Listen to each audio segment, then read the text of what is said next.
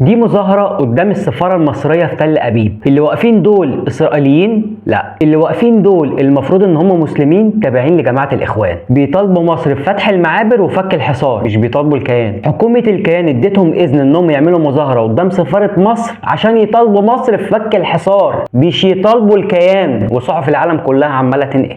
وده عشان ايه؟ عشان يحسنوا صورة الكيان قدام العالم على حساب مصر، عشان يأكدوا على كلام نتنياهو، عشان يأكدوا على كلام مندوب اسرائيل قدام المحكمة الدولية اللي قالوا ان مصر هي اللي قافلة المعابر بشحنة، وعشان دول اوروبا بالتحديد اللي بتتجه بالاعتراف بدولة فلسطين، الدول اللي شايفة بعينيها الكيان وهو بيجوع الناس، عايزة تقول لهم بشنة ده مصر هي اللي بتعمل كده، انا ملاك ما بعملش حاجة. بقالي 3 سنين على السوشيال ميديا بتشتم عشان بفهمك ان هم والكيان وجهان لعملة واحدة. دلوقتي بقى شغلهم وتعاونهم مع بعض على المكشوف، ولو لسه عندك ذرة شك فروح عالج نفسك احسن. يطلع بقى الكيان قدام العالم وقدام المحاكم الدوليه، يوريهم الفيديوهات بتاعه المظاهرات اللي بتقف قدام السفارات المصريه، يوريهم المظاهرات اللي جوه ارضه من مسلمين واقفين قدام السفاره المصريه الدوله المسلمه، ويقول لهم اهو شوفوا اللي منهم هم اللي بيتظاهروا ضدهم، مش مني انا والله، الناس اللي واقفه دي منهم مش مني، عشان كالعاده تبين نفسها ملاك قدام دول العالم. ومين اللي بيساعدهم في كده؟